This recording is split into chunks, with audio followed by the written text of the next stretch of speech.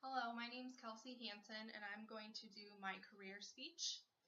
Think of all the beautiful photographs you see all over the world, just from the simple ones you get taken at school to the ones of the beautiful islands that you want to visit. My dream job has always been to be a photographer.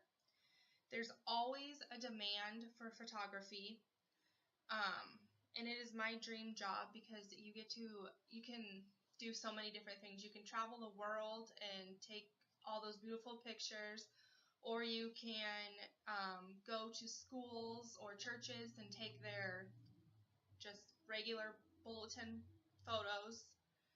Um, Wikipedia says that photographer means the phos means light and graphy means drawing and writing together, meaning drawing with light. A professional photographer can make money through displaying or the sale or the use of their photography. So all those photos you see on people's walls, that's how they make their money. An amateur photographer takes photos for pleasure, for record, or to record an event, for emotion, places, or for people. My love for photography came from my art class in high school. I got started in art my freshman year. My art teacher always went out of his way to provide me with whatever supplies I needed to make my art dreams come true. I took classes from drawing, painting, clay classes. I took an independent class, but my most favorite was my photography class. According to salary.com,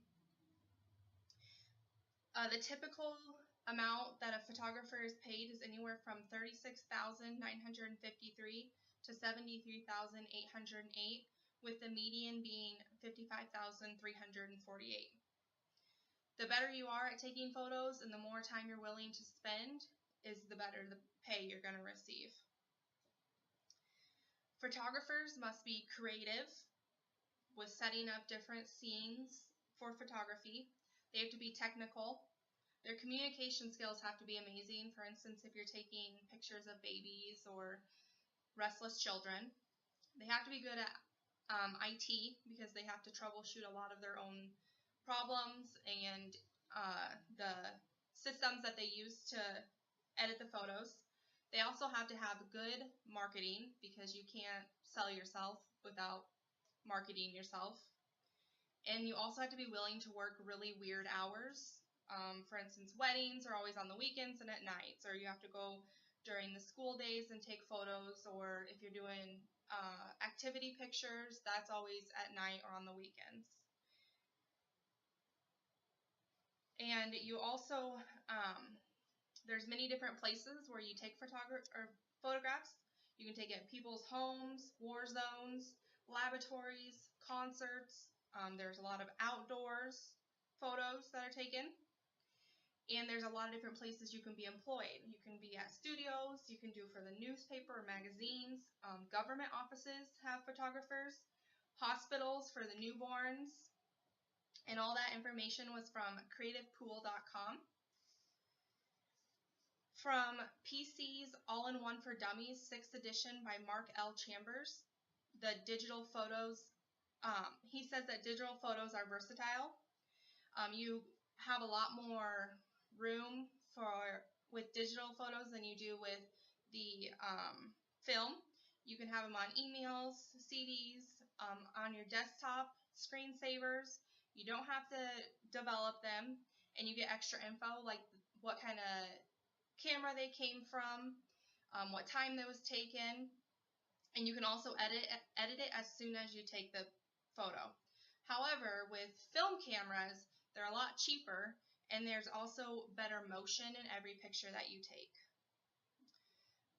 One of the types of photography that I really like is long exposure.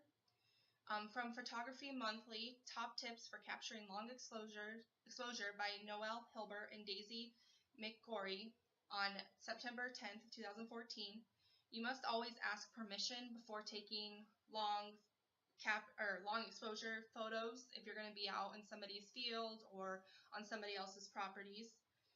You have to be aware of the passing cars because the vibration from it can ruin your long exposure. Also with the footbridges, if you're going to take it off of a bridge, they shake a lot from people walking.